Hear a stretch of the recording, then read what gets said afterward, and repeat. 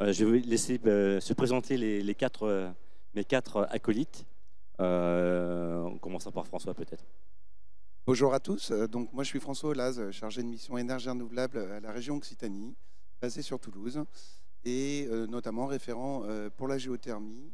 Et c'est à ce titre que j'interviens aujourd'hui et que je voulais rapidement vous présenter un petit peu la stratégie régionale sur le sujet. Ça ira assez vite, mais c'est vrai que sans support, c'est pas évident. Donc, je vais laisser là-bas à Elodie pour qu'elle puisse prendre le relais en attendant que la présentation arrive. Donc, vous m'entendez? Oui. Donc, bonjour à tous. Je suis Elodie Denac, donc je suis représentante de l'Association française des professionnels de la géothermie pour la région Occitanie. Et j'ai une double casquette parce que je suis également... Ah, un peu fort le son. Je suis également donc ingénieur technico-commercial pour l'entreprise Celsius Énergie. Je te laisse, Simon, te présenter maintenant. Oui, donc Simon Labbé, je fais partie de l'AREC Occitanie, donc l'agence régionale énergie-climat. Et donc je suis ici en tant qu'animateur régional géothermie, une mission qui a été lancée donc en juillet dernier par l'ADEME et la région, et pour lequel l'AREC est là en soutien technique pour piloter tout ça. Et donc Pascal Monod. Oui, bonjour à tous. Donc Pascal Monod, BRGM, donc c'est Bureau de recherche géologie et minière. Donc on est basé à Orléans, on a 18 directions régionales sur le territoire. Donc aujourd'hui j'interviens notamment pour vous présenter un petit peu les acteurs de la filière, vous présenter également quelques aspects réglementaires, mais surtout l'offre de formation qui est émergente pour justement déployer cette géothermie qui est encore mal connue aujourd'hui. Donc moi je suis chargé de mission géothermie et également expert géothermie très basse énergie au BRGM à Orléans. Alors pourquoi la géothermie, me direz-vous? C'est vrai que c'est une énergie qui est absolument fantastique et presque magique si on regarde un petit peu les modalités de mise en œuvre. Énergie fantastique parce qu'on peut la mettre en place partout en France, sur quasiment 95% du territoire. Il est possible de mettre en place une opération géothermie. Quels que soient vos besoins, que ce soit des besoins en chaleur, en rafraîchissement, voire même en climatisation parfois, et même également, si on pousse le bouchon encore plus loin, on peut même produire de l'électricité grâce à la géothermie, mais c'est dans des cas très particuliers. Quel que soit le type d'usager que vous êtes, collectivité, entreprise, particulier, quelle que soit la taille de votre projet que vous ayez, une taille de grande puissance, de petite puissance, vous pouvez mettre en place de la géothermie. Il y a de la géothermie donc à partir de quelques décimètres en dessous du sol, avec des capteurs horizontaux. Vous avez des corbeilles géothermiques qui sont possibles à quelques mètres. À quelques dizaines de mètres, voire centaines de mètres, vous avez donc les sondes géothermiques qui sont accessibles, qui peuvent vous apporter chaleur et rafraîchissement. La nappe d'eau qui est présente parfois de quelques mètres jusqu'à quelques dizaines de mètres là également, vous pouvez la capter, l'utiliser pour rafraîchir vos bâtiments, réchauffer vos bâtiments en utilisant des pompes à chaleur pour rehausser et adapter le niveau de confort qui est souhaité. Vous avez également de la géothermie très profonde qui est mobilisable pour utiliser directement la chaleur du sol. C'est le cas notamment surtout sur les régions parisiennes ou au niveau de Bordeaux, où on a des niveaux de température qui sont très intéressants. Donc, quel que soit, on a des thématiques possibles différentes. Et si jamais cette géothermie n'est pas possible, vous pouvez aller capter l'énergie de l'eau de mer, par exemple, avec de la thalassothermie, des eaux de surface, y compris les eaux usées, pour pouvoir mettre en place vos opérations de géothermie. Donc c'est vraiment une énergie qui est mobilisable, quelle que soit la taille des projets, quels que soient vos besoins, et partout sur le territoire. Attention néanmoins, il ne faut pas faire n'importe quoi avec la géothermie. Il y a beaucoup d'acteurs qui concourent à la bonne mise en œuvre des opérations.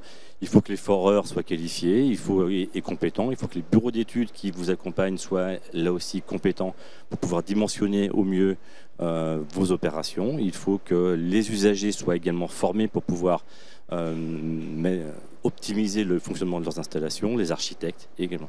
Tous les acteurs qui gravitent autour de la sphère de la géothermie doivent être compétents, formés, sensibilisés à l'usage de cette technologie pour pouvoir tirer le maximum de bénéfices de ces opérations.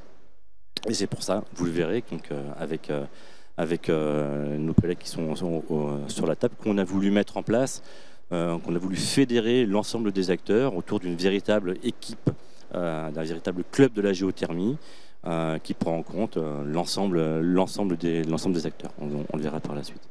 La région est très importante, elle a mis en place et a une ambition très forte.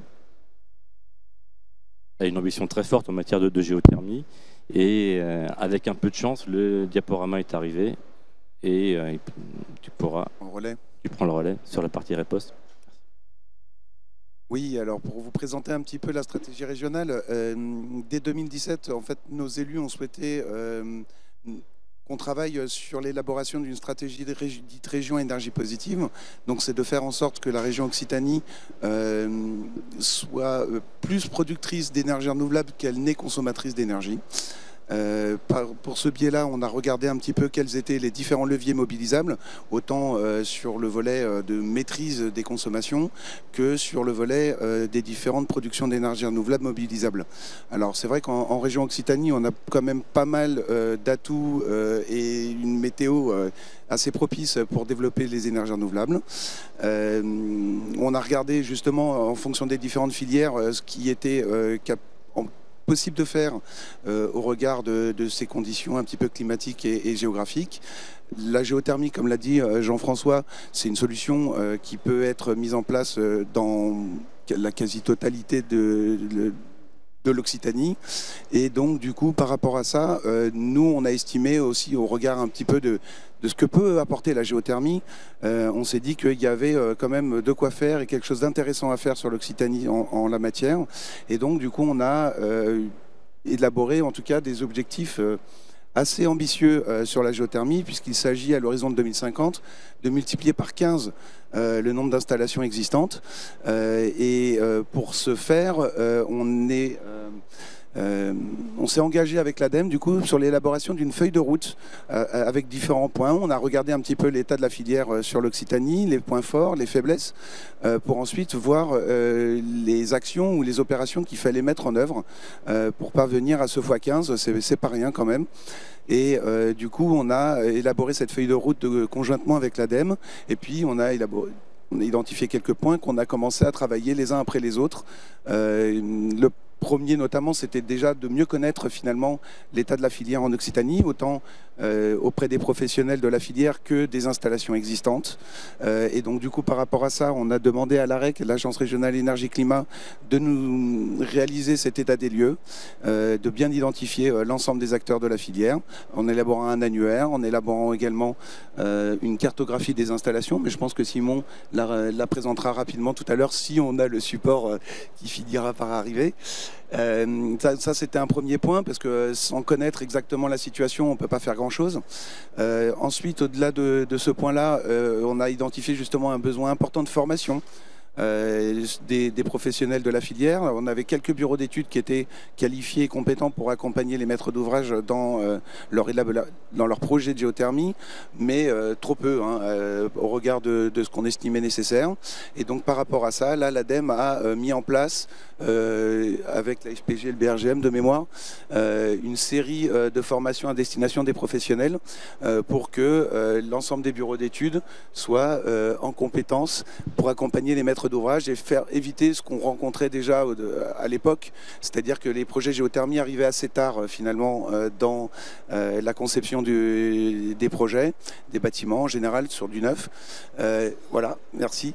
Et au-delà de ce constat, il a fallu aussi du coup mettre en place ce qu'on a identifié nous comme un besoin d'accompagnement des maîtres d'ouvrage pour bien d'abord identifier cette possibilité très en amont, parce que si la géothermie arrive assez tard, c'est jamais la solution ou la situation idéale. Et du coup, on a accompagné l'ensemble des animateurs qui était, on avait déjà un réseau d'animateurs bois énergie sur la région, et depuis une quinzaine d'années à ce moment-là. Et on a souhaité justement que l'ensemble de ces animateurs montent en compétences également sur la géothermie. Donc du coup, il y a eu tout un volet de formation également à leur destination pour qu'ils soient en capacité d'accompagner les maîtres d'ouvrage. Donc ce réseau d'animateurs chaleur renouvelable aujourd'hui est bien structuré, compétent. On le disait un petit peu tout à l'heure, il y en a quelques représentants dans la salle. Vous pouvez également retrouver sur les sites de l'ADEME notamment la cartographie avec l'ensemble des contacts si vous avez un besoin d'accompagnement ou en tout cas de précision ou d'éclaircissement. N'hésitez pas à vous rapprocher d'eux. Et puis le dernier point de la feuille de route que j'ai mangé, sur la slide, si... C'est pas sûr que tu sois sur la slide parce qu'on a récupéré, je pense, le diaporama précédent sans ta... Ah, sans ma slide, ok. Voilà. Bon, bah voilà, du coup, la dernière... Elle te reviendra, t'inquiète pas. Ouais, voilà. Mais c'est là où je conclue, justement, en général. Donc... si, la dernière chose que je voulais dire quand même, c'est sur le fait que, en fait, suite à la mise en place de tout ça, ça fait 2 ans maintenant qu'on voit hein, qu'il y a une vraie dynamique de la géothermie aujourd'hui en Occitanie. On a fait de mémoire x4 ou x5 le nombre d'installations accompagnées ces 2 dernières années. Donc on voit l'émergence de la dynamique. Pour autant, au regard des objectifs ambitieux que la région s'est fixés, on n'y est pas encore. À mon avis, il faut faire bien un x10 encore pour réussir à être dans la dynamique nécessaire pour réussir à être région énergie positive. Donc voilà, il nous reste encore pas mal de travail. Si, ben voilà, la dernière m'est revenue puisque c'est la transition avec la mise en place d'un animateur chaleur renouvelable pour structurer l'ensemble des professionnels et également avoir justement davantage d'acteurs. Les bureaux d'études sont bien présents aujourd'hui, mais on a encore quelques filières qui peinent à avoir les professionnels, suffisamment de professionnels au regard des besoins.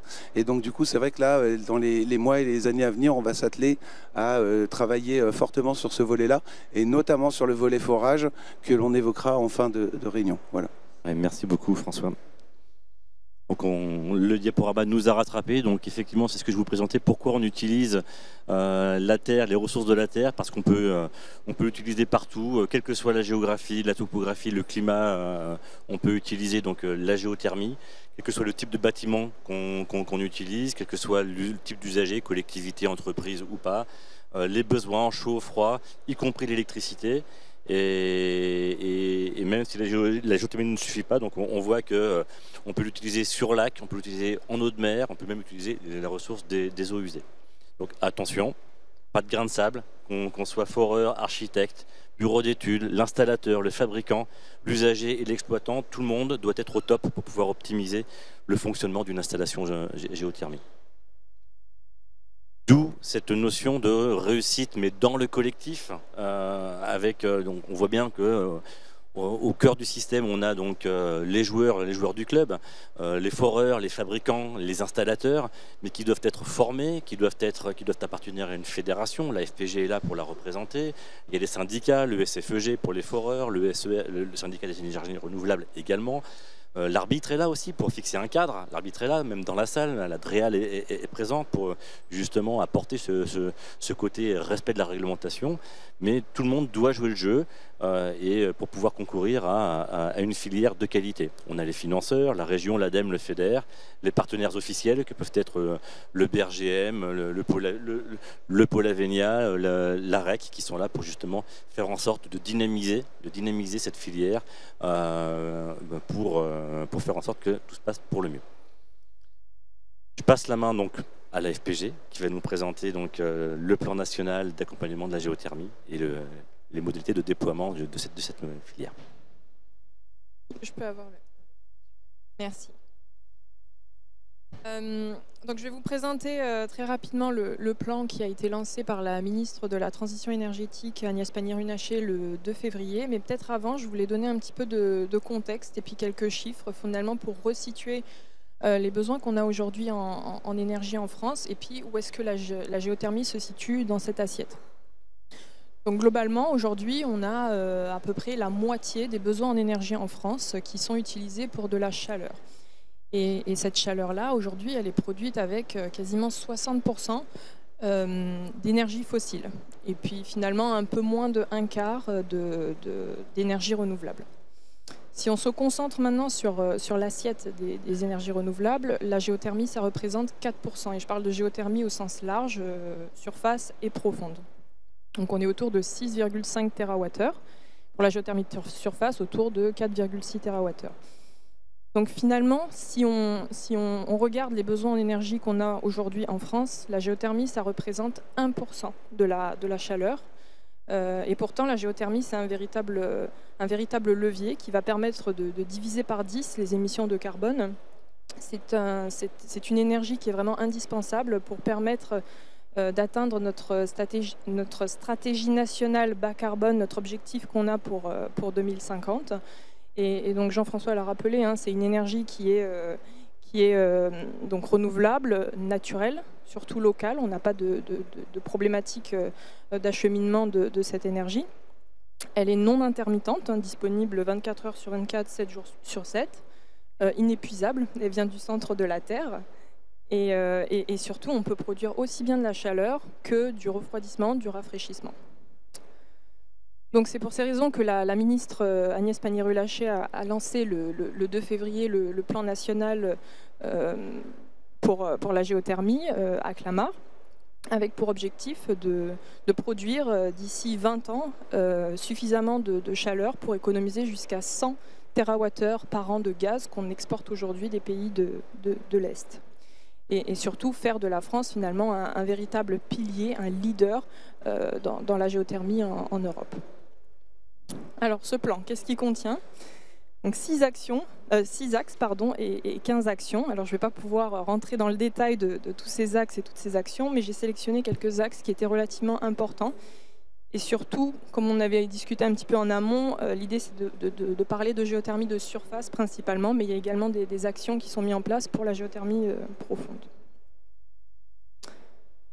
Donc le premier axe, globalement, il consiste à mettre en place une filière d'excellence qui va pouvoir répondre en adéquation avec les objectifs qu'on se fixe pour cette stratégie nationale bas carbone, de neutralité carbone d'ici 2050. Et donc ça passe par le renforcement de la filière, de la capacité de forage.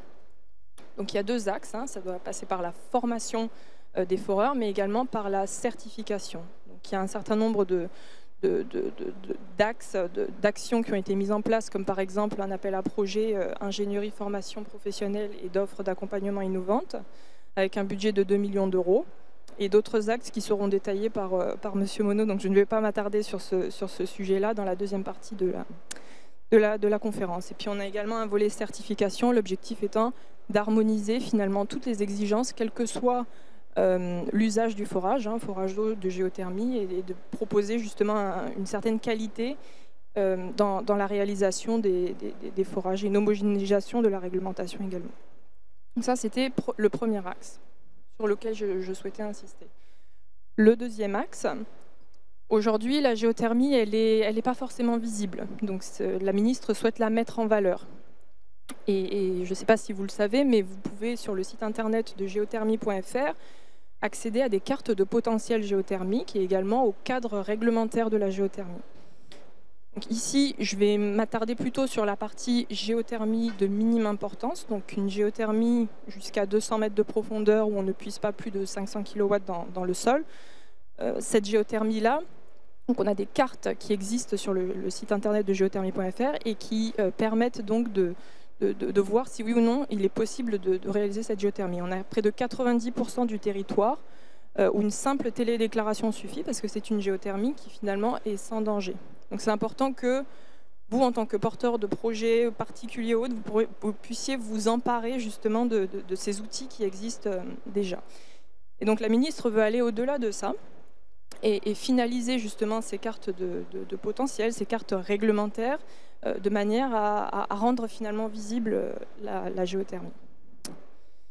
Il y a un autre volet également réglementaire, c'est que depuis un certain nombre d'années, donc assez récemment d'ailleurs, il y a pas mal de solutions qui sont innovantes et qui permettent de lever un certain nombre de freins au déploiement de la géothermie. Et l'idée, c'est de de proposer un cadre réglementaire plus élargi, ou du moins qui inclut toutes ces solutions innovantes pour faciliter le déploiement de la géothermie. Axe suivant.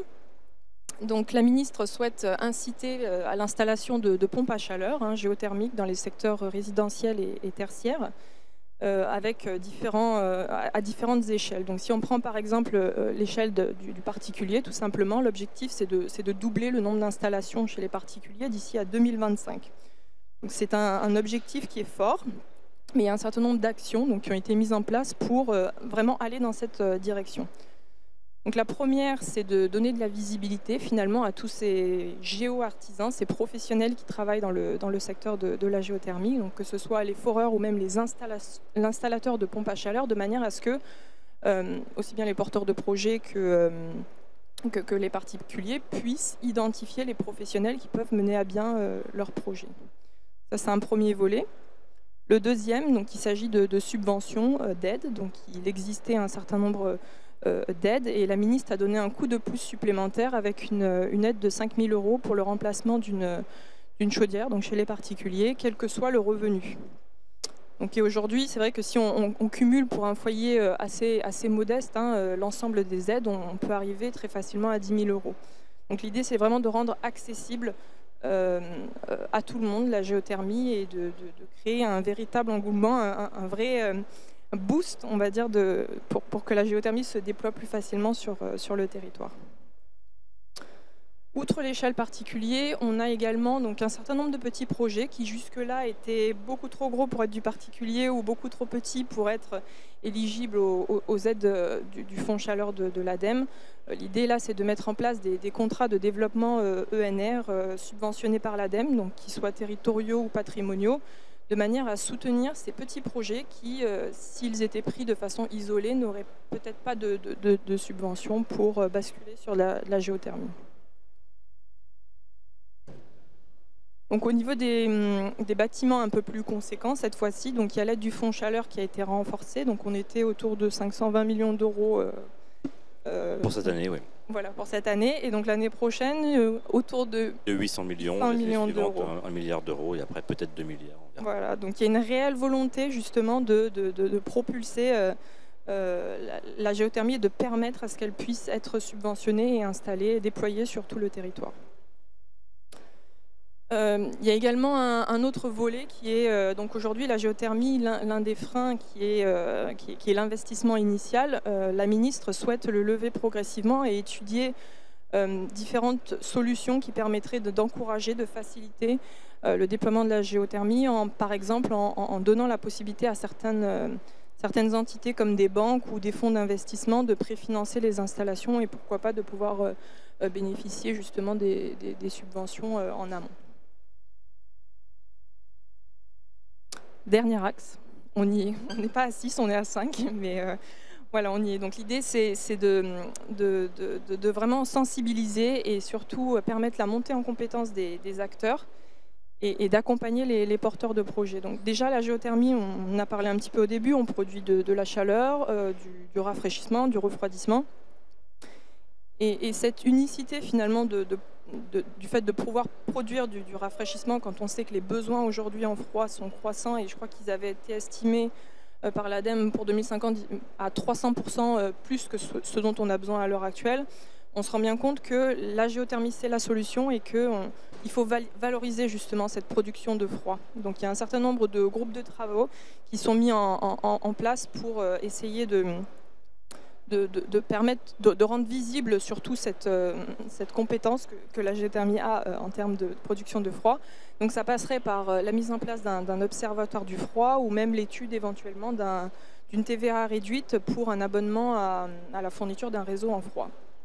Donc voilà, un certain nombre de mesures pour vraiment accompagner les porteurs de projets. Et puis le dernier point autour de la sensibilisation, c'est qu'on s'est rendu compte que les régions qui avaient des animateurs spécialisés dans la géothermie, ou du moins avec des compétences très pointues ou avancées en géothermie, c'est des régions dans lesquelles la géothermie se développait relativement bien.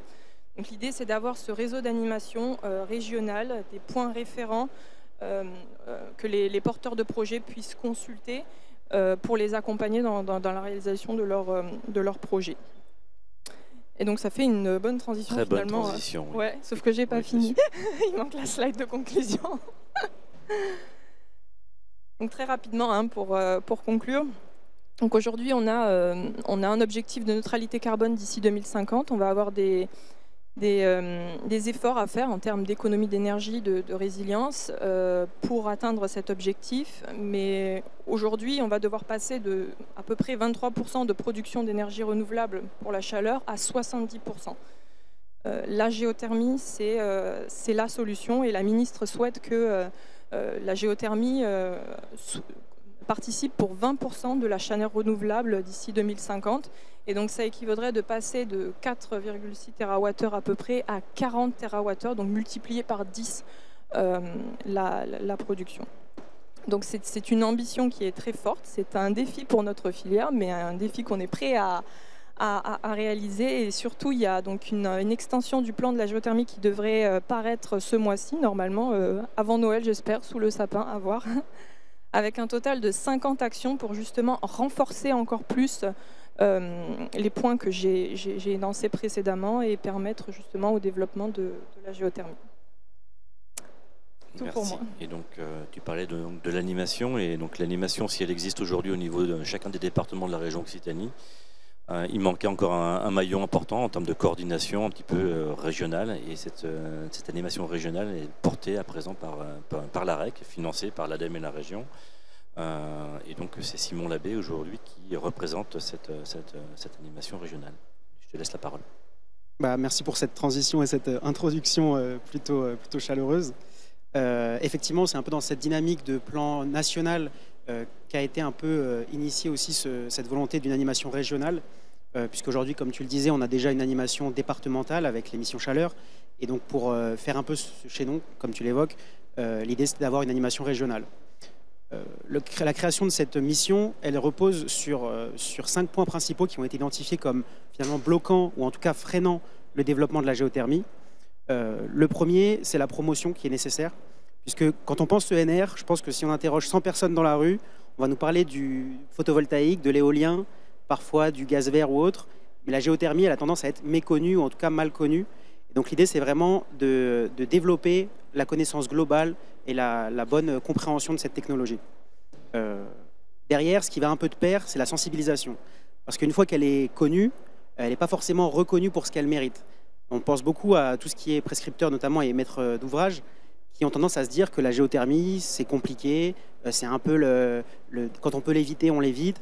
Et que du coup, finalement, tout ça, ça se base plutôt sur des grandes légendes ou des théories qui ne reposent pas sur la pratique réelle de ce qu'on observe sur le terrain. Donc l'idée, c'est de sensibiliser ceux qui prennent la décision pour qu'ils comprennent que, premièrement, c'est une technologie qui est mature, c'est quelque chose qui est ancien, qu'on connaît, qu'on maîtrise, ce n'est pas une nouveauté. Que du coup, ce qui fait qu'on a des retours d'expérience, qu'on a une capacité à adapter des solutions du passé, enfin des solutions qu'on a déjà expérimentées sur des nouveaux projets, que ce n'est pas quelque chose qui à chaque fois doit se réinventer, se recréer. On a des boîtes sur l'étagère qu'on peut utiliser. Et d'un autre côté aussi que ça peut du coup s'appliquer à un grand nombre d'applications. Je pense notamment à tout ce qui est, en termes d'applications en type de bâtiment, en type d'usage. Il y a la santé qu'on évoque souvent parce que finalement, comme ça produit aussi du froid, c'est un bon complément pour les bâtiments de la santé. On a tout ce qui est bâtiment du secteur public d'éducation, beaucoup de lycées, de collèges, parfois. Et donc finalement, en termes d'usage comme en termes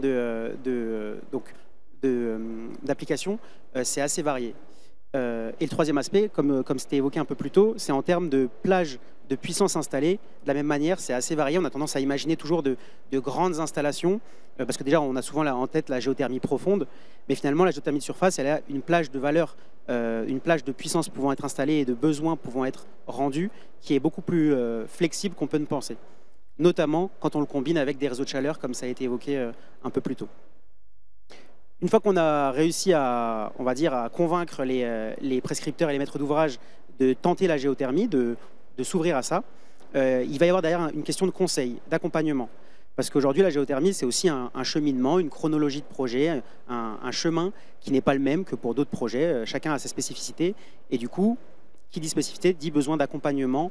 Et donc, notamment, sur tout ce qui va être dimensionnement, caractérisation d'opportunités en amont, derrière donc le dimensionnement, et ensuite tout ce qui va être réalisation, que ce soit tant sur le plan financier, avec les accompagnements et les aides qu'on peut avoir. Et c'est là où on peut remercier aussi les missions Chaleur pour tout ce cheminement entre la caractérisation de ce qui peut être fait et derrière l'accompagnement sur le financement du projet.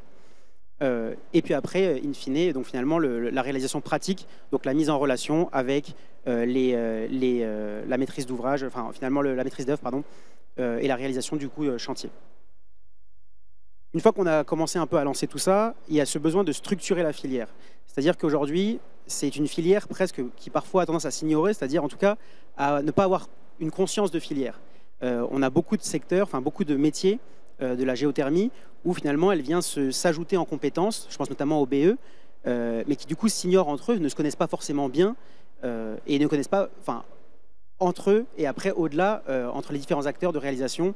Les foreurs, de la même manière, sont souvent avant tout foreurs, puis foreurs géothermie. Donc l'idée, c'est vraiment de structurer la filière en créant des échanges, une synergie, pour mettre finalement en place un partage de bonnes pratiques, aussi une volonté commune, partager une vision en tant que filière, c'est important pour son développement. Et donc c'est là où cette mission a pour but de créer une sorte de club socio-professionnel de la géothermie qui permette donc de dynamiser et d'améliorer cette synergie entre les professionnels. Et enfin, un dernier point, mais qui n'est pas des moindres, puisque quand on avance sur un chemin, il faut savoir combien de pas on a fait pour voir si on avance bien. Et donc, il y a cette question du suivi. Aujourd'hui, en termes de suivi, on a les installations qu'on arrive à peu près à identifier, mais qui restent quand même, qu'on n'identifie qu'en partie, puisque le problème, alors, la bonne, on va dire un avantage de la géothermie, c'est que c'est local. Du coup, l'inconvénient, c'est que la production et la consommation se font au même endroit, et parfois en circuit fermé. Donc, trouver un point pour avoir un point de passage qui nous permette de savoir où ça a été produit et quelle quantité a été produite, c'est plus compliqué. Je compare ça par exemple au gaz ou à l'électricité où on a une consommation et une production qui sont souvent à des endroits différents. Donc l'idée, c'est d'avoir un meilleur suivi des installations. Et pour ça, on passe notamment en grande partie par les subventions, les demandes d'aide, qui sont un peu des points de passage d'une grande partie des projets. Et donc l'idée derrière, c'est d'identifier maintenant le maximum de points de passage pour élargir d'autant les installations qui ont été identifiées. Et sur le suivi, il y a aussi l'aspect production finalement. Une fois qu'on a installé, la production à suivre, elle n'est pas toujours facile et pourtant elle est nécessaire pour montrer justement à ceux qui vont prendre les décisions derrière de faire ou pas de la géothermie que c'est pas... Parce qu'il y a un peu cette vision-là de ok, ça s'installe bien, mais après les promesses qu'il y a eu sur la performance et sur les quantités produites, à la fin on s'y retrouve pas. Et pareil, ça repose en grande partie sur une légende.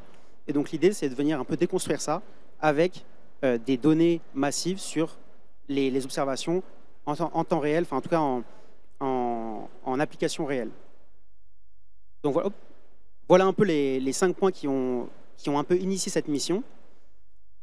Et donc l'idée, nous en tant qu'AREC, on a été donc commandité par l'ADEME et la région pour apporter cette animation régionale et porter cette animation.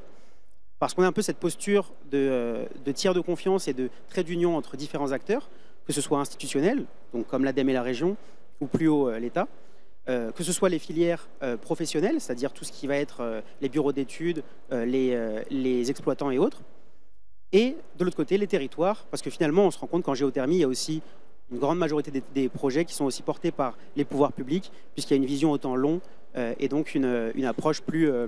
une vision, on va dire, de la rentabilité sur une échelle plus longue. Et donc l'AREC a cette posture-là entre ces 3 types d'acteurs, et parallèlement a aussi une approche sur les 3 thématiques, enfin, sur plusieurs thématiques qui concernent la géothermie. Donc comme je le disais, les bâtiments publics, également la donnée, puisque effectivement ça va être un peu le nerf de la guerre pour mettre en valeur ces données, les faire remonter, les structurer et après pouvoir communiquer dessus pour stimuler la filière. Et ensuite tout ce qui va être plus globalement technique sur les énergies renouvelables, et aussi l'aspect, puisque forcément qui dit animation dit donc animation, et donc l'AREC a cette posture d'animateur qui se veut, où on essaye d'adapter vraiment à chaque fois le type d'animation aux besoins qu'il y a en face. Donc une fois qu'on a dit ça, et donc en interaction avec l'ADEME et la région, on a structuré cette mission autour de 3 axes.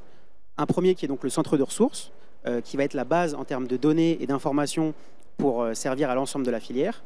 Ensuite, l'animation à proprement parler, c'est-à-dire vraiment essayer de stimuler et de mettre en interaction les acteurs de la filière.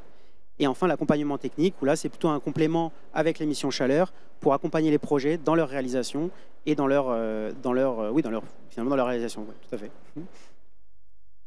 Rapidement, ces trois axes se décomposent en différents types d'actions qui finalement répondent aux différents leviers qui ont été évoqués plus tôt. On peut les faire rapidement dans l'ordre, mais assez succinctement, pour pas non plus y passer trop de temps. L'observation, comme évoqué, l'idée c'est vraiment de trouver les endroits où agréger l'information pour ensuite la mettre en valeur et pouvoir l'exploiter à proprement parler. Donc là, ça va être le nombre d'installations et les productions d'énergie derrière. Les retours d'expérience, ça c'est un gros sujet, effectivement, pour mettre en avant cet aspect boîte sur l'étagère qu'on peut utiliser par les projets passés, avoir un maximum de retours d'expérience pour casser ce mythe de la complexité et finalement de l'inefficacité à la fin. La veille technique et réglementaire, ça va un peu de pair avec ça. L'idée, c'est d'être au courant et diffuser au maximum les évolutions qu'il peut y avoir. Comme vous l'évoquiez, il y avait cette question de la simplification parfois, qui du coup peut amener certains à choisir la géothermie. Donc diffuser ces informations-là. Et enfin, sur la partie centre de ressources, l'annuaire, l'idée, c'est d'avoir un registre de l'ensemble des acteurs qui soit le plus exhaustif possible, qui ne se limite pas aux frontières de l'Occitanie, mais en tout cas pour les personnes qui agissent en Occitanie, et pour qu'à chaque fois, il y ait une facilité à accéder aux besoins et à la réponse qu'on peut chercher sur la géothermie. Sur la partie animation maintenant, il y a donc cette gouvernance qui est plutôt générale au sein de la mission d'animation. L'idée, ça va être d'organiser des comités de pilotage sur la mission, mais aussi des comités techniques pour adapter au mieux la mission au fur et à mesure de son déroulement sur les besoins qu'il peut y avoir et sur les remontées qui peuvent être faites. L'action 2, qui elle est centrale, c'est le club géothermie. C'est ce qu'on évoquait un peu plus tôt, cette volonté d'avoir un club socio-professionnel qui permette de faire le lien entre les acteurs professionnels et créer vraiment une conscience de filière. Et donc là-dessus, il y aura un vrai travail qui va être réalisé pour essayer de rendre ce club avoir une organisation la plus pérenne possible. C'est-à-dire que vraiment les acteurs s'approprient cette dynamique de filière et cette volonté de structurer l'ensemble. Et là-dessus, si jamais dans la salle, il y a des gens qui peuvent être intéressés par ce sujet-là parce qu'ils sont attachés à la géothermie de près ou de loin, n'hésitez pas à nous faire remonter si vous n'apparaissez pas dans les acteurs que je vais présenter juste après. La question de la formation qui a été évoquée et qui sera de toute façon évoquée plus tard sur ce besoin finalement de faire monter en compétences, puisque si on veut augmenter le nombre de personnes, si on veut augmenter le nombre d'installations et de production, il faut augmenter le nombre d'acteurs et donc d'acteurs compétents. Et la communication et diffusion, c'est un peu ce qu'on fait aujourd'hui, c'est aller parler au plus grand nombre et de la manière la plus efficace possible pour que chacun intègre cette solution comme une possibilité dans leur projet. Et sur l'accompagnement technique, j'en détaille pas plus. C'est une interaction encore une fois avec les missions chaleur pour toujours amener au plus proche le besoin d'accompagnement sur les projets et avec une précision la plus locale possible, la plus adaptée à chaque projet. Rapidement, voilà un peu les différents acteurs qu'on a identifiés. À chaque fois, on essaie de les regrouper par typologie d'acteurs, puisque ce qu'on veut, c'est notamment dans le club géothermie qu'on va monter, qu'il y ait la plus grande exhaustivité sur la représentativité des acteurs de la géothermie. L'idée, c'est de ne pas tomber trop d'un côté ou trop de l'autre. Ce serait dommage de n'avoir que de la recherche et de la formation, de la même manière uniquement de la réalisation. L'idée, c'est de faire communiquer l'ensemble des acteurs du projet, d'un projet géothermie, les mettre autour de la table et les faire communiquer entre eux pour développer les bonnes pratiques et les bonnes démarches. Et donc voilà, de la même manière, si vous n'avez pas été contacté et que vous pensez faire partie d'une activité rattachée à la géothermie, n'hésitez pas à nous contacter. Il se peut qu'il y ait des trous dans la raquette et puis des évolutions dans les acteurs.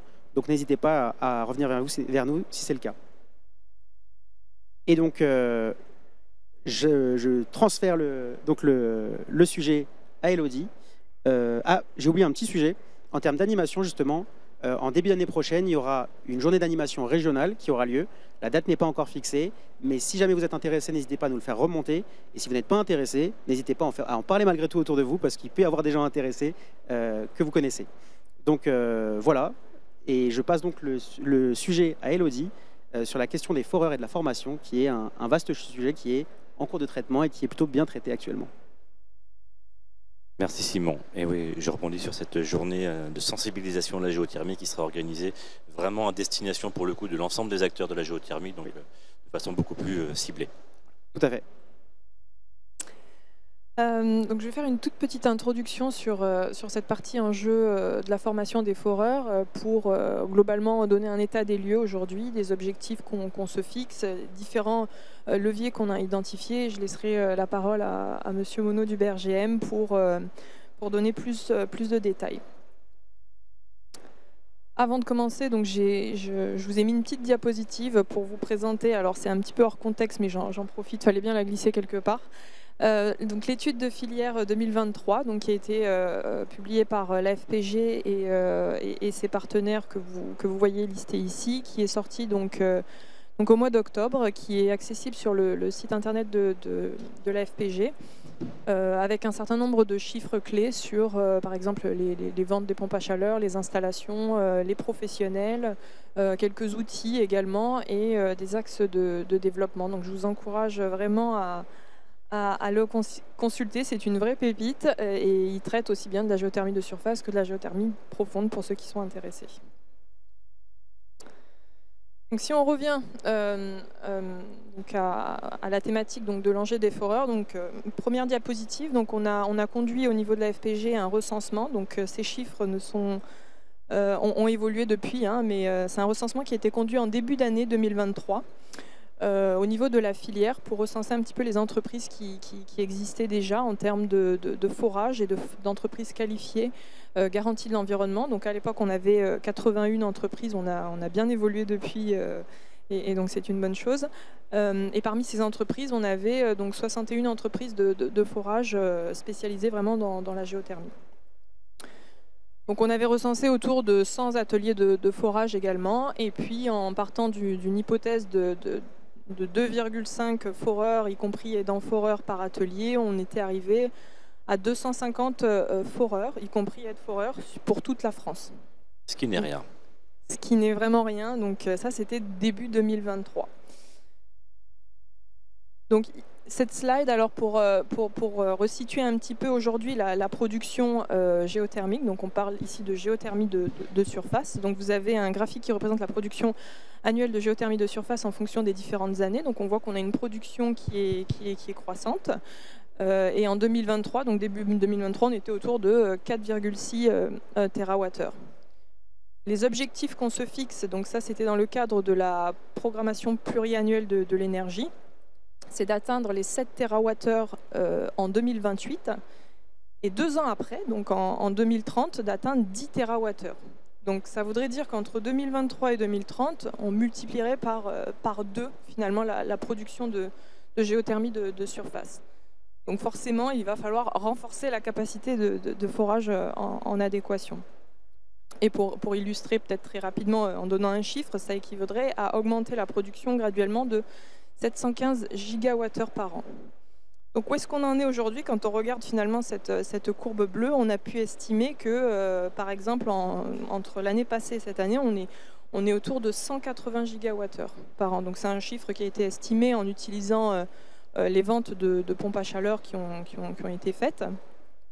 Et donc l'AFPG a publié une note avec un certain nombre de chiffres donc, qui figurent finalement sur cette diapositive, en collaboration avec le BRGM, avec le syndicat des énergies renouvelables et le syndicat des foreurs, pour expliquer que globalement, si on veut déjà atteindre ce premier objectif de 2028, il faudrait multiplier alors par 3, par 4 le nombre de foreurs à minima. C'est vraiment le minimum de ce qui serait indispensable, et que donc il faudrait former minimum 750 foreurs d'ici 2028. Donc et mettre en place du coup 430 ateliers de forage. Donc ça c'est vraiment un minimum requis aujourd'hui. Quand on entend certaines personnes du gouvernement parler, on entend 2500, 3000, ce qui serait vraiment voilà, indispensable pour démarrer justement le déploiement de la géothermie.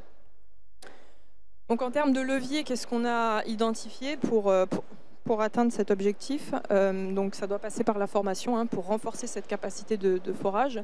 Formation initiale, donc assez tôt finalement au niveau des BTS, des DUT, des licences professionnelles, des formations continues, formations professionnalisantes ou même formation au niveau de la reconversion. Donc il y a plusieurs axes qui sont envisagés pour permettre justement de construire une réelle carrière finalement dans ce métier de foreur qui n'est pas forcément connu ou pas forcément accessible à tous, y compris pour les personnes qui souhaiteraient aller dans cette direction-là. Et donc globalement, pour atteindre cet objectif de 2028, il va falloir également certifier à minima 170 entreprises. Donc pareil, ce sont des estimations qui proviennent de la note qui a été publiée. Mais voilà, on est encore sur des moyennes assez faibles. Et puis mettre en lumière finalement tous ces professionnels engagés, tous ces géo-artisans, de manière à ce que vous, porteurs de projets, puissent s'en emparer et identifier quels sont les foreurs, identifier quels sont les installateurs qui travaillent tout simplement dans la région. Donc voilà, c'était pour donner un petit état des lieux très rapide, les objectifs ambitieux mais réalisables. Et puis du coup, je vais vous laisser la parole pour la suite. Merci Elodie. Bon, pour finaliser cette présentation sur la géothermie, alors, l'objectif de ma présentation, c'est un petit peu vous démontrer que la géothermie aujourd'hui, elle est maîtrisée. On a une filière qui est structurée. Et en fait, on a tous les outils pour qu'elle se déploie efficacement sur notre territoire national. Alors, je reprends un petit peu ce qui a déjà été dit, mais c'est pour un petit peu insister sur le fait qu'effectivement, on a des acteurs qui sont très actifs au niveau national, au niveau régional également. Donc, je les reprends très rapidement. Donc, l'AFPG, l'AFPAC, donc l'Association française pour les pompes à chaleur. Donc, aujourd'hui, on essaie de connaître de plus finement le nombre de pompes à chaleur géothermiques. Il faut bien distinguer la géothermie de l'aérothermie. Le SFEG, donc le syndicat pour les foreurs d'eau et de géothermie, ils sont très actifs aussi également dans la formation des entreprises de forage. Il y a également la charte qualité pour les forages d'eau. L'ADEME, national, régional, le BRGM, la SAF Environnement, j'en parlerai après pour la garantie Aquapac, et bien évidemment les pouvoirs publics. Donc cette filière aujourd'hui, elle est formée. On va aussi parler de l'offre de formation émergente, que ce soit à l'usage des professionnels, mais également des décideurs et des bureaux d'études. Cette filière, elle est qualifiée. Donc elle est qualifiée selon la norme NFX 5091.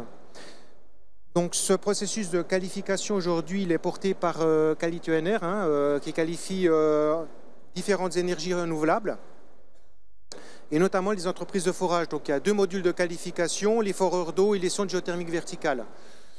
Bon, c'est un processus de qualification qui se renouvelle tous les 4 ans. Il y a un certain nombre d'audits de contrôle qui sont réalisés sur chantier. Donc tout ça pour vous dire que c'est un processus qui est sérieux. Si vous voulez aujourd'hui consulter l'annuaire des entreprises qui sont qualifiées, donc les entreprises de forage, vous allez sur le site www.qualitenr.org. Vous pouvez sélectionner le type d'énergie renouvelable. Donc là, ça sera la géothermie. Et ensuite, vous allez avoir toutes les entreprises de forage qualifiées dans votre secteur, dans votre région, que ce soit module sonde ou nappe. Cette qualification, elle va évoluer vers une certification. C'est encore un cran supplémentaire. Cette certification, elle est issue de l'ordonnance, donc c'est une obligation réglementaire, l'ordonnance 2022-1423, et puis qui rend obligatoire tous travaux d'exploitation pour la géothermie. Donc cette certification, elle sera obligatoire pour chaque entreprise de forage à partir du 1er juillet 2025. Là, je vous présente un petit peu le calendrier de mise en place de cette certification. Donc, on a déjà bien avancé sur l'arrêté ministériel de la certification qui est en cours de consultation. Et puis, les textes GMI, donc les textes réglementaires, sont en cours de consultation, justement. Donc, c'est vraiment des processus qui sont aujourd'hui en train de se mettre en place.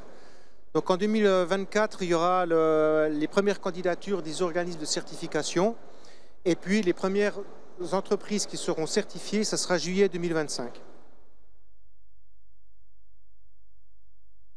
Tout ceci pour vous dire que l'objectif, c'est de maîtriser les risques associés à la géothermie, étant donné qu'on fore dans le sous-sol.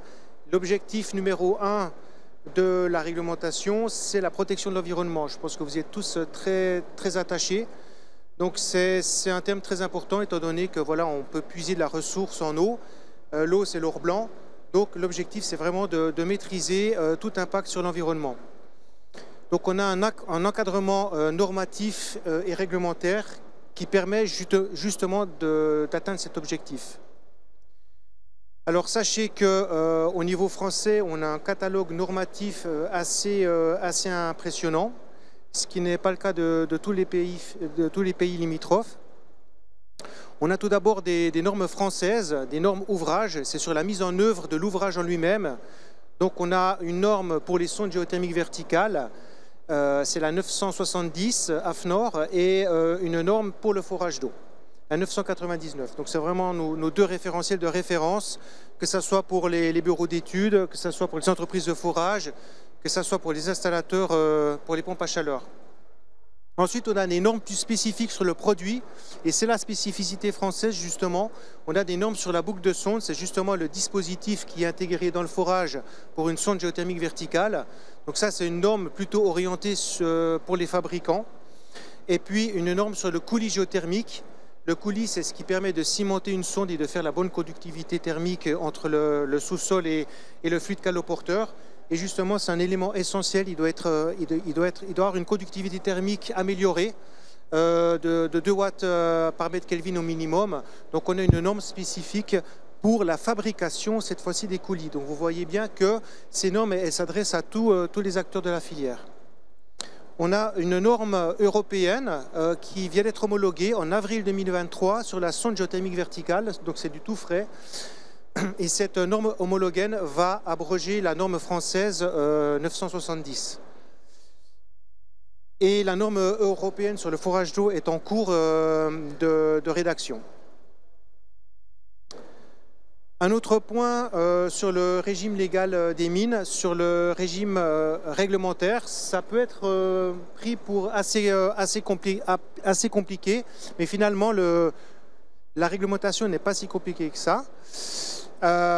Donc déjà, on peut relever de tout ce qui ne relève pas du régime légal des mines, c'est tout ce qui est inférieur à 10 mètres de profondeur. Donc si vous implantez un échangeur géothermique inférieur à 10 mètres de profondeur, ben, ce n'est pas soumis au régime légal des mines. Donc le régime légal des mines, c'est la loi, c'est le code minier.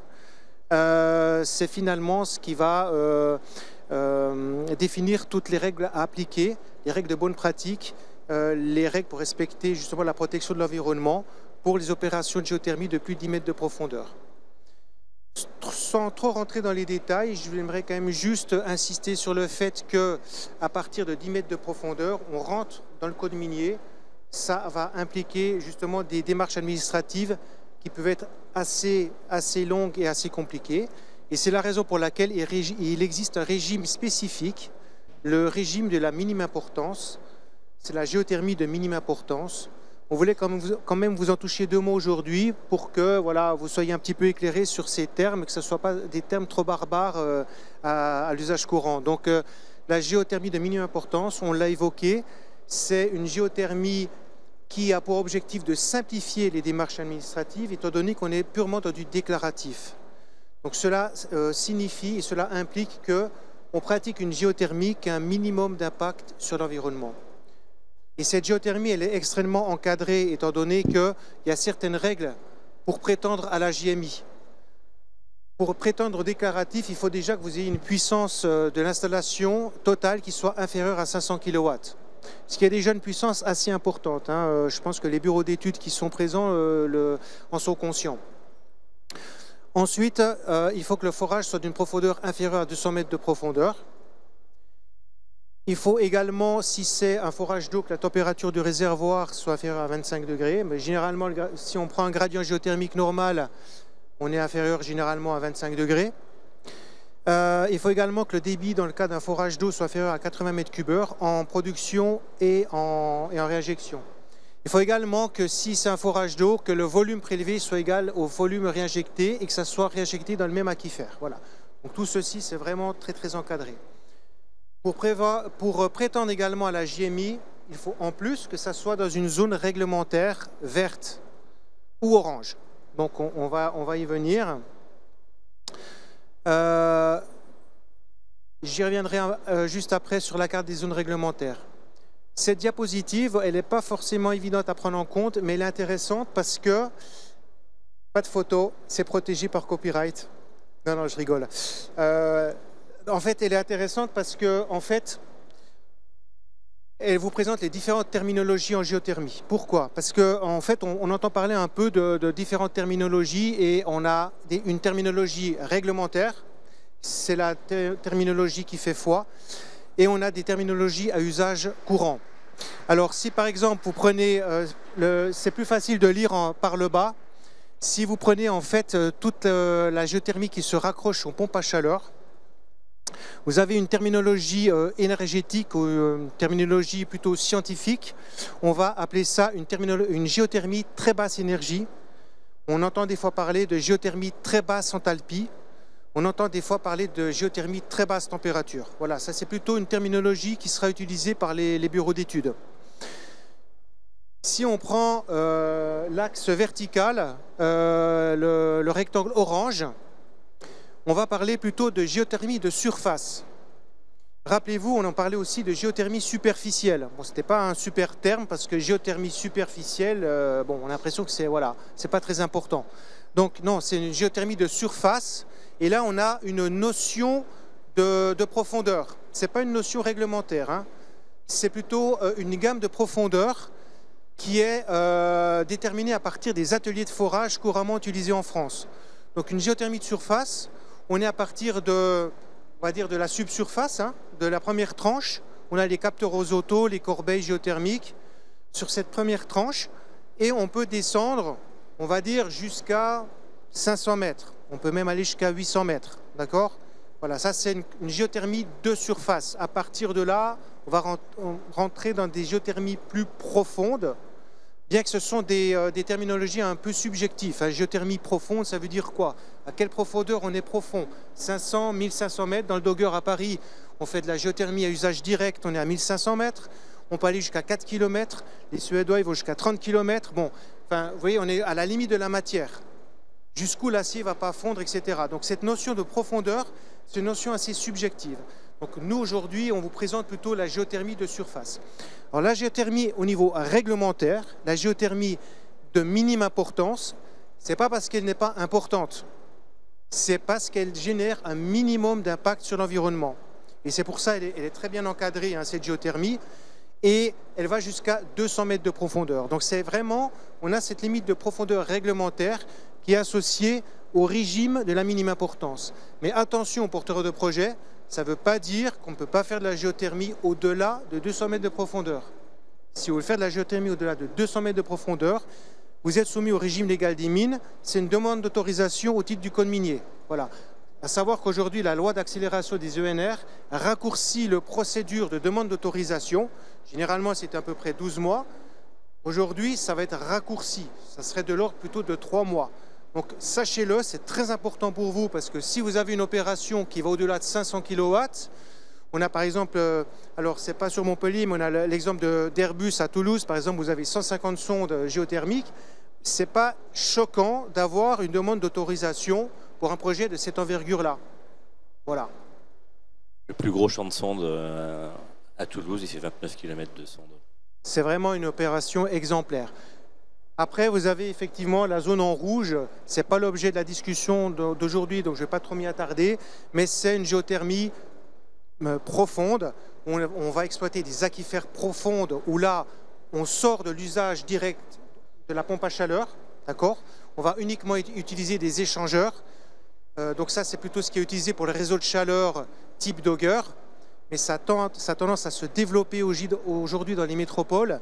Et puis ensuite, on a la géothermie pour la production d'électricité. On est plutôt dans 2, 3, 4 km de profondeur. La carte des zones réglementaires, elle se distingue par 3 zones. Les zones vertes où on est soumis au régime de la minime importance, donc c'est le régime déclaratif. La zone orange où on aura un avis d'expert, parce qu'on a peut-être des risques qui peuvent impacter l'environnement. Et les zones rouges qui vont distinguer une demande d'autorisation au titre du code minier. Ces cartes réglementaires, vous avez accès sur www.géothermie.fr. Bon, je voulais un petit peu vous dresser un petit peu ce volet réglementaire assez rapide. Maintenant, j'aimerais vous présenter l'offre de formation en géothermie de surface. Géothermie de surface, maintenant, vous savez de quoi on parle. Donc, cette offre de géothermie, on a différents publics cibles. On a aussi différents types de formations avec différentes durées, qui ont différents coûts. Donc, là, on a une première introduction à la géothermie, d'une durée d'1 jour. Le public cible, c'est plutôt les décideurs, les pouvoirs publics. C'est pour leur présenter en quoi consiste la géothermie. Vous pouvez aussi utiliser ce type de formation pour faire du démarchage, par exemple. D'accord ? Donc, ça peut être utile aussi pour vous. On a une formation qui est plutôt orientée bureau d'études. Elle s'appelle Introduction au dimensionnement des sondes géothermiques verticales. C'est plutôt les champs de sondes. C'est une formation de 2 jours. Elle est très opérationnelle parce qu'elle va vous présenter des logiciels de dimensionnement. Ces formations, vous pouvez vous inscrire à partir du BRGM Formation. Elles sont au catalogue justement. Ensuite, on a une formation de 3 jours qui s'appelle Géothermie sur pompe à chaleur en collectif et tertiaire, montage et conduite d'un projet. Cette formation est plutôt destinée aux porteurs de projets, aux bureaux d'études, aux décideurs, aux pouvoirs publics. Elle va vraiment vous présenter, elle est assez globale et assez complète, vous présenter les différents aspects de géothermie, que ce soit géothermie sur sonde, géothermie sur forage d'eau. Elle est opérationnelle et elle va aussi vous permettre de peut-être mieux monter et mieux rédiger vos cahiers des charges publics. Et de prétendre à une mention RGE 1007, donc d'être éligible aux aides de l'ADEME par la suite. Exactement. On a 2 formations qui sont un peu plus spécifiques. On a une première formation qui est toute récente, c'est une formation métier qui est certifiée quali-EOPI, qui est donnée en partenariat entre l'EFF, donc l'école de forage française de forage, le GRETA et le BRGM, pour former cette fois-ci les aides-foreurs. Donc Elodie a parlé, effectivement, il y aura un besoin très fort de formation des entreprises de forage en France, mais également des aides-foreurs. Donc cette formation, elle a justement pour objectif de les former, qu'ils soient efficaces justement dans les chantiers de forage. À savoir qu'il y aura il y a déjà 2 sessions, c'est une formation qui est récente, hein, il y a 2 ou 3 sessions qui ont déjà été dispensées, et il y aura une prochaine session en décembre à Pau. Et en Occitanie, on m'a laissé sous-entendre peut-être 2e semestre 2024. Oui, on s'organise pour ça. Voilà.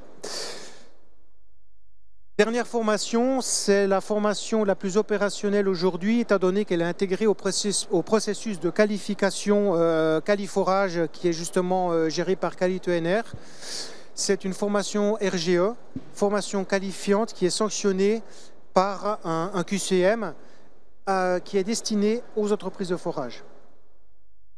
Cette formation va évoluer par la suite étant donné qu'on va basculer dans un processus de certification.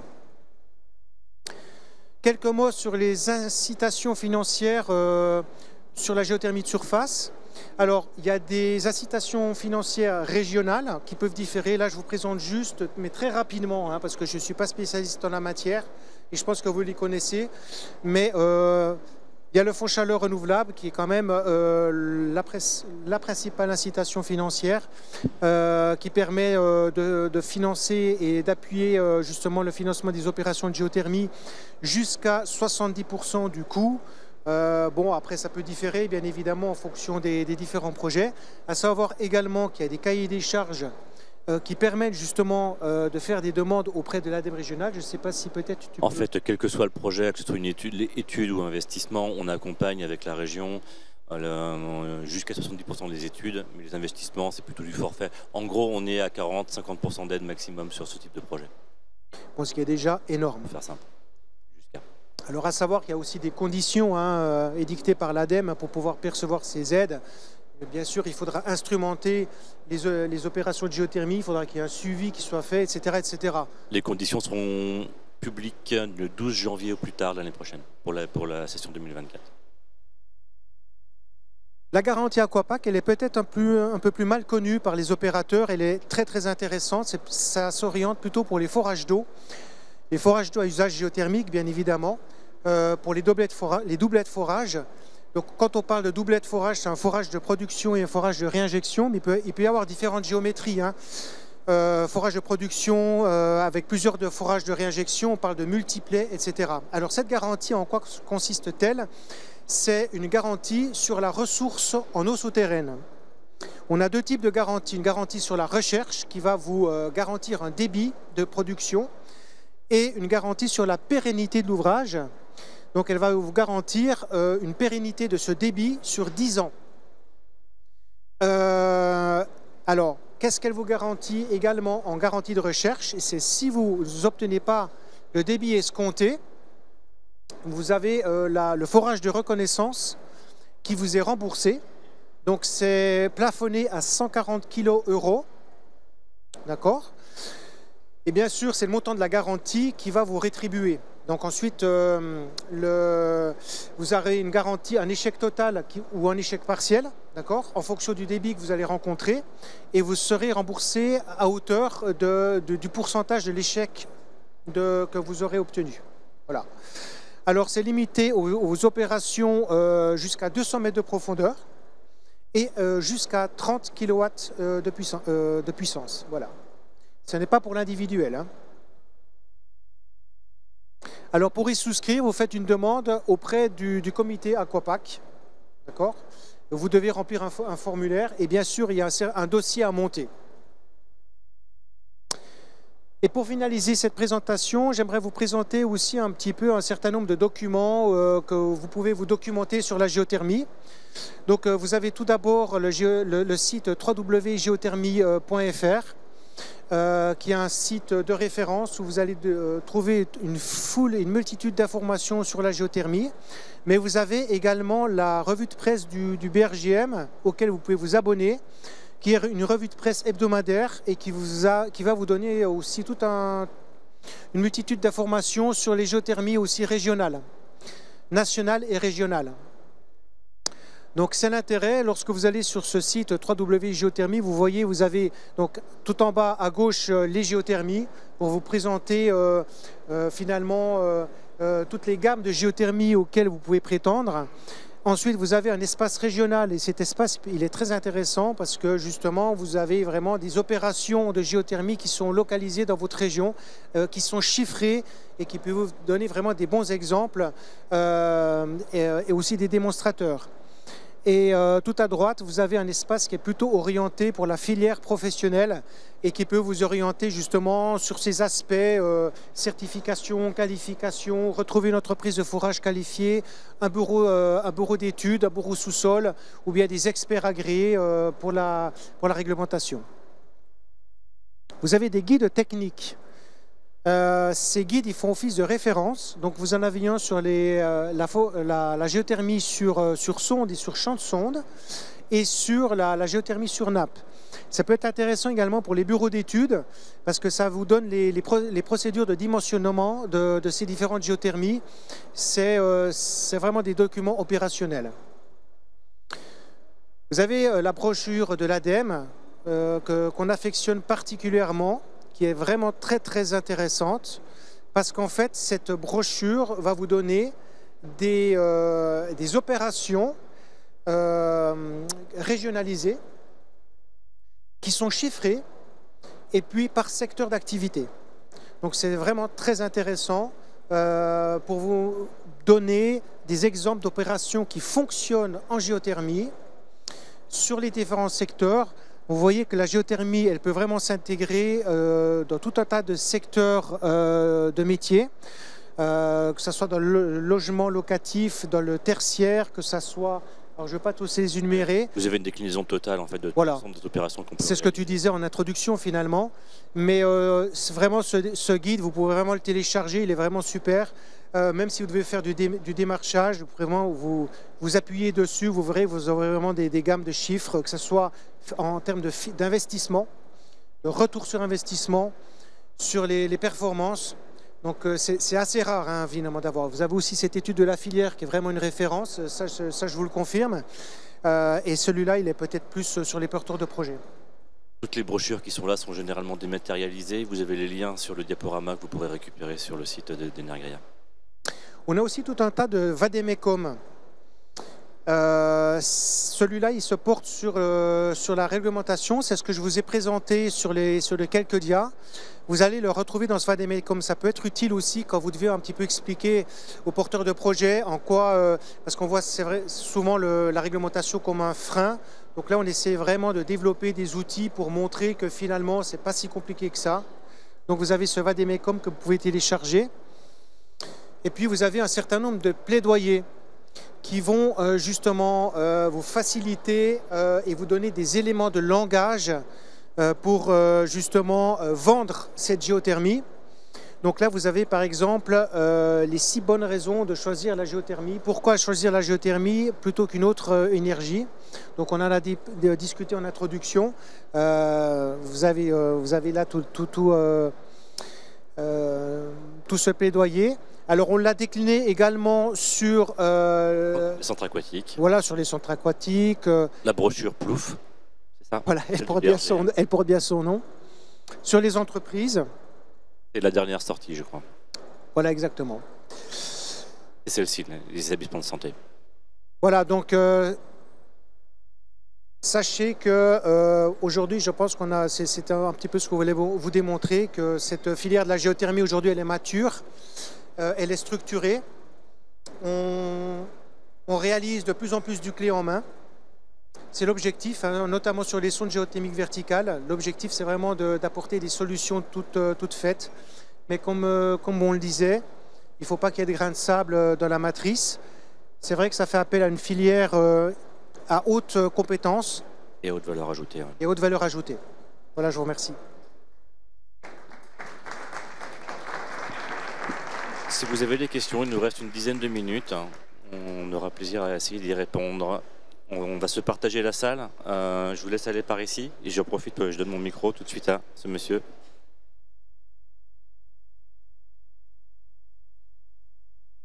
Bonjour, mais merci pour cette conférence, c'était très intéressant. Moi, à titre personnel, donc, je travaille dans une entreprise qui fait du photovoltaïque, donc en tant que chef de projet. Mais mon entreprise, on a vocation à travailler sur d'autres types d'énergie renouvelable. Aujourd'hui, on se base sur le photovoltaïque parce que c'est, entre guillemets, ce qui est le plus à la mode et le plus simple. Moi, je crois fermement à la géothermie et je pense que vous l'avez bien montré aujourd'hui, autant sur la production de chaleur que de froid. Et en fait, très concrètement, j'aimerais savoir, une entreprise comme la mienne, si on est convaincu par ça, comment on se lance concrètement là-dedans, dans ce type de projet, par quoi on doit commencer pour initier ce type de projet, justement. En tant qu'installateur, si j'ai bien compris. En tant que porteur de projet. Mais déjà, donc, toutes les qualifications qui sont requises, là, dont on vous a parlé, donc par rapport aux certifications, aux différentes normes. Ensuite, vous formez, vous également, en tant que pour pouvoir dimensionner les projets sur le terrain. Et ensuite, avoir une bonne connaissance du terrain avec les acteurs locaux pour pouvoir justement aller porter la bonne parole. Donc vous avez les missions chaleur renouvelable qui sont ici qui peuvent vous aider à débroussailler, je dirais, les différents territoires. Et ça, ils sont répartis sur toute la France et notamment sur toute la région Occitanie, bien évidemment.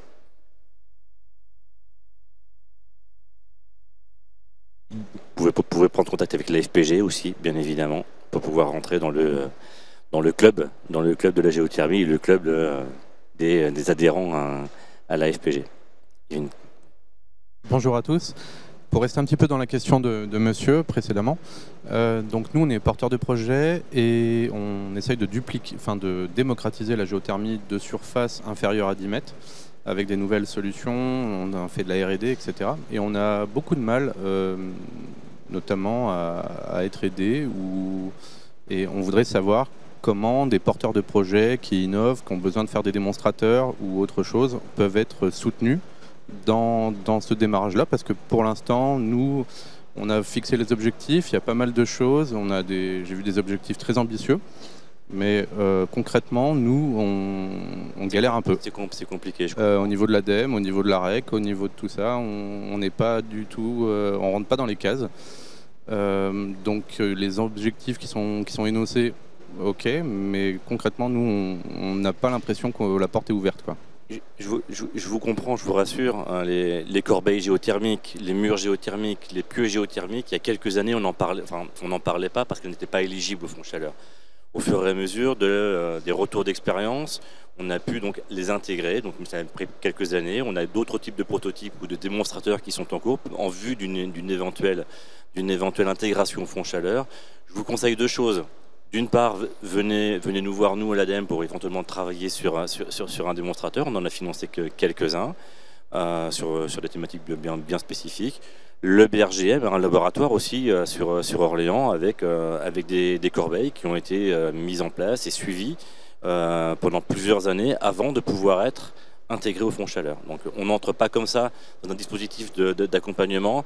Il faut effectivement montrer la faisabilité et l'efficience du projet sur le long terme. Donc, mais venez nous voir. Vous êtes basé sur la région Occitanie ? Oui. Donc venez nous voir. Moi je suis basé à Montpellier, donc n'hésitez pas, je vous laisserai ma carte. C'est déjà fait, ça fait 2 ans. Aujourd'hui je suis obligé de financer tout. Je demande juste un petit peu d'aide pour faire de la métrologie. Oui. On a le showroom, on a trouvé les bâtiments, je finance tout. Absolument, j'ai aucune porte qui s'est ouverte, mais zéro. Hein.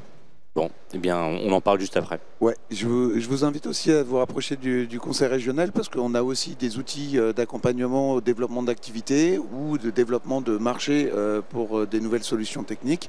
Moi, je n'ai pas encore eu l'occasion de vous rencontrer, donc n'hésitez pas à venir vers nous aussi pour voir comment on peut vous accompagner pour éventuellement développer davantage votre activité et aussi le marché. D'autres questions? J'avais vu des mains se lever par ici. Qui se sont? Moi, j'en ai une dernière, mais très rapide. Madame a tout à l'heure évoqué une aide financière de 5 000 € supplémentaires qui serait accordée pour les gens qui passeraient sur de la géothermie. Donc j'imagine que c'est sur toutes les formes de géothermie. Mais est-ce que les 5 000 € dont vous faites état, c'est sur les primes Rénov 2024 ou c'était déjà actif sur 2023? Parce qu'aujourd'hui, est-ce qu'elles sont déjà incluses dans les primes Rénov ou c'est en plus? Est-ce que c'est du C2E? Est-ce que vous pouvez préciser ce que c'est que ces 5 000 € supplémentaires? Alors, c'est vrai qu'au niveau des aides de l'ANA, je ne sais pas si ça a déjà été mis en place pour 2023. Il me semble que oui, ça avait été annoncé par la ministre de la Transition énergétique, Agnès Pannier-Runacher, classiquement sur MaPrimeRénov'.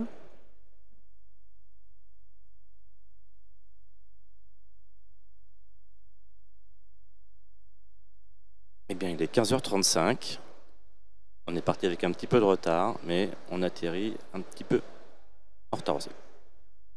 Je vous remercie de votre participation, de votre écoute, et on reste à votre disposition, notamment monsieur là-bas, pour qu'on puisse échanger sur votre technologie.